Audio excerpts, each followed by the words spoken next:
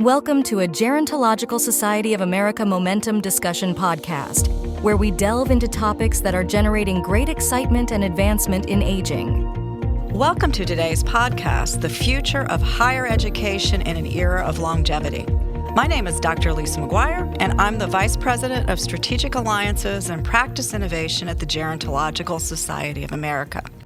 And I'm here at the GSA Annual Scientific Meeting in Seattle, where over 4,000 experts are sharing their research. I am pleased to serve as the host for today's podcast. Today I'm having a discussion with Surya, Kolluri, who is the head of TIAA Institute, where he oversees research on enhancing lifelong financial security and organizational effectiveness in higher education and the broader nonprofit sector. For those unfamiliar with TIAA Institute, it was established 25 years ago to advance TIAA's long-standing commitment to scholarship and strengthen the company's partnership with the higher education community. The Institute provides consulting services for institutions, and its insight supports TIAA clients, consultants, policymakers.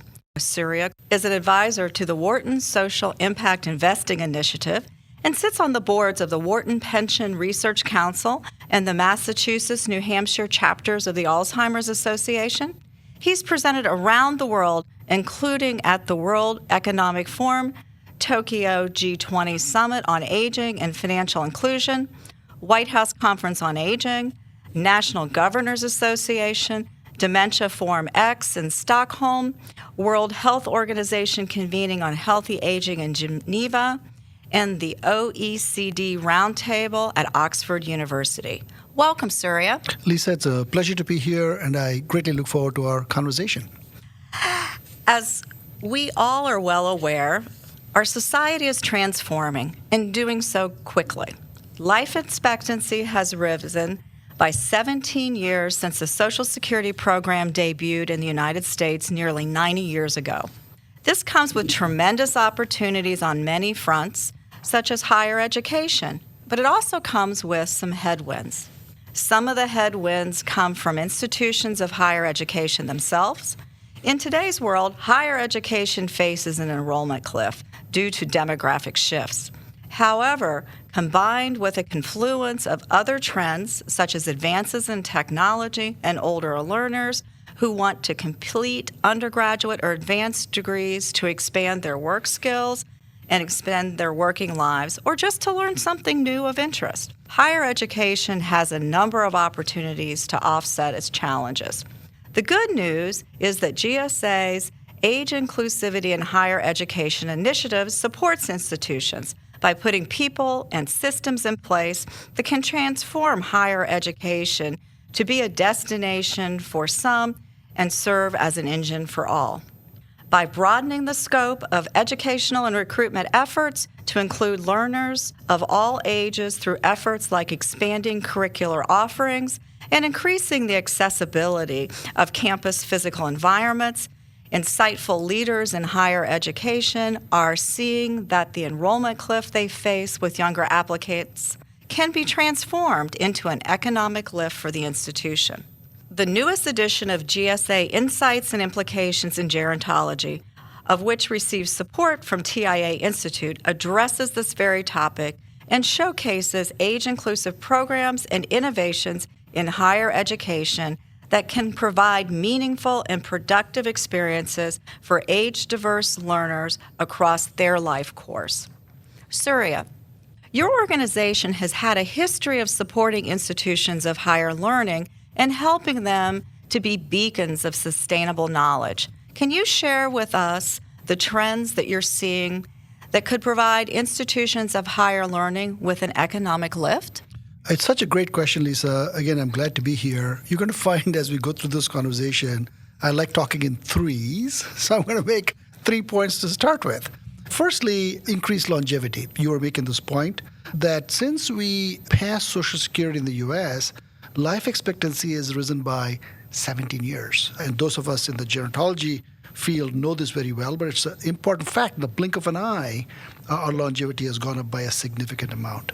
And this upward trend is going to continue. As people live longer and healthier lives, lifelong learning is going to become more important and indeed more desirable. People will likely need and want to work longer, which will motivate greater interest in reskilling, meaning what we have learned at age 22 may not be applicable at age 50 or beyond. So how do we reimagine this from the ground up? So that's point number one. Point number two, technological advances. This supports online delivery of education content. We talked about that. Maybe easier access to enrollment, maybe getting counseling services, course selection. So technology that will make it easier for people of all ages to access this advanced education they want from colleges and universities. And also maybe going hybrid, maybe making curricula and services available both in person and online, maybe might be giving people choices. And of course, all of us have been deeply thinking about and not quite knowing what impact AI, artificial intelligence, is going to have on all this. So let me make my third point in the answer to this opening question. There is an increased interest in certificates, certification, and micro-credentials. Those of us coming of age a couple of decades ago might wonder what this is, but this is a big thing. It's been growing exponentially. So as the numbers of both the traditional age and older students who have a job and family obligations increases among college goers, the popularity, and let's give this a term, the popularity of disaggregated learning units, meaning it's not all bundled, you can unbundle them. So people have flexibility to go through their education curriculum. The 2-year degree, the 4-year degree, the graduate degree, all of these that we are used to, that's how the U.S. academic system has become the envy of the world. But the time has come to maybe to start reimagining. Very interesting. When I was in graduate school, I actually earned a graduate certificate in gerontology. There you go. And it's really neat to hear that's gaining more steam and momentum, that these certificate programs. Lisa, may I share a quick example? Because what you just said sparked an idea, as a thought. So imagine the world of financial advisors, right? Financial advisors do financial advising things, create a portfolio, look at currency fluctuations, think of alternative investments. Imagine if you got a financial advisor a gerontology certificate. Now, in addition to money, they're also saying, hey, this client of mine is probably having trouble balancing their checkbook. They're thinking about caregiving for their parents. Imagine the value suddenly in this new age of older population of what a financial advisor can do. So this is what I mean by reimagining what we train for folks with.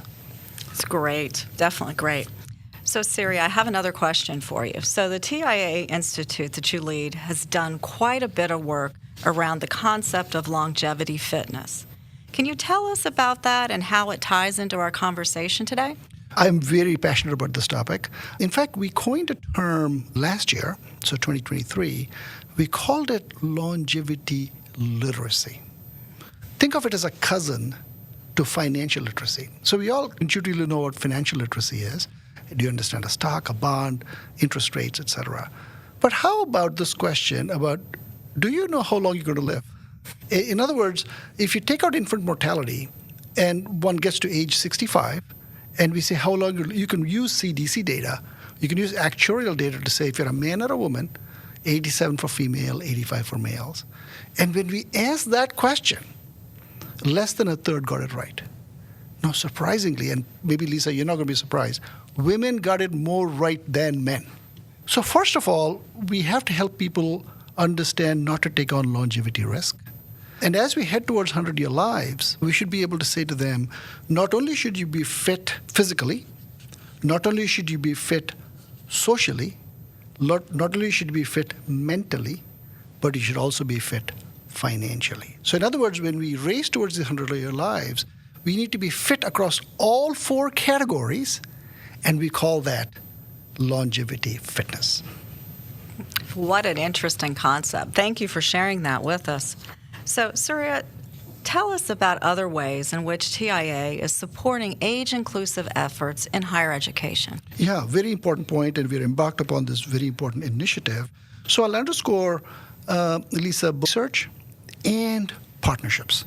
We are continuing to build out an agenda that will deepen understanding of longevity and the challenges and opportunities that come with these longer lives. So let me talk about our collaboration with GSA, for example, to build awareness of ageism among institutions in general and also education institutions in particular.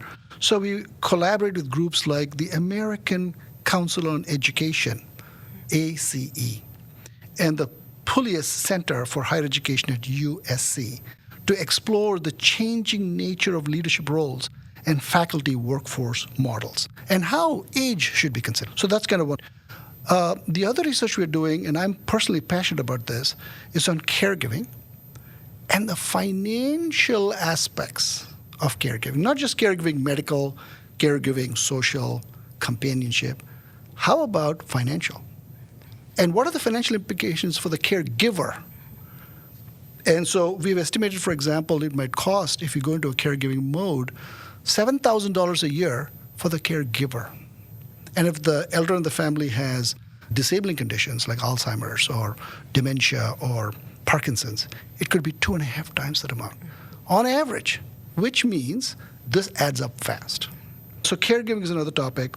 And I'm particularly proud of a program that we call the Retirement Mosaic. And what we're trying to do with the Retirement Mosaic is don't just say, how much money do I have in the bank and am I ready to retire? That is a minimal thing you need to be able to address. Where am I going to live? What am I going to do? What are my medical access facilities? Am I going to work? So these are all the ways in which, Lisa, we're thinking about reframing, rethinking through partnerships, through research, how we should be thinking about education. Wow, very interesting. One thing that really resonated with me was your conversation about caregiving. And you talked about the cost to the caregiver that they might be expending out of their personal finances. But is there more than that? Are they potentially lost wages, lost retirement savings, other types of things? Yes, there's opportunity cost. And also, imagine, let's assume it's a female who has stepped away to do caregiving for a spouse or a parent, and they want to come back into the workforce. Now, they've given up a career trajectory. And there are enlightened corporations, select few of them, that are inviting females back into the workforce who have taken time off and giving them on-ramps back because skills have moved on, generations have moved on, technology has moved on. So you need these on-ramps to come back into the workforce. So that's very important. And the final point I'll make, Lisa, and I'm sure you'll appreciate this, how about the sandwich generation that is doing elder caregiving and also raising children? All of a sudden, you have a very complicated life situation. So I think recognizing these complexities are going to be important both from an education perspective and an employment perspective. Mm-hmm. Thank you for that. So this has been a wonderful podcast. We've heard about the ways to help institutions of higher learning to survive as well as support the older adult population thrive in an era of longevity. Surya, I'm so glad you were able to join me today. Your insights and observations are so incredibly important. I also want to thank those listening to the podcast. We hope that you have found it informative and enjoyable. This podcast received funding and support from the TIAA Institute, and I'd like you to get your free copy of Insights and Implications in Gerontology, Learners for Life, The Future of Higher Education in an Era of Longevity at gsaenrich.geron.org and search for Longevity Levers. I encourage our listeners to check out the other GSA Momentum Discussion podcasts and webinars in our library at gsaenrich@geron.org. Check out GSA Enrich at gsaenrich.geron.org, which is your gateway to a library of engaging learning resources. Access toolkits, courses, webinars, and more podcasts, all tailored to support your interest and advancement in the field of aging.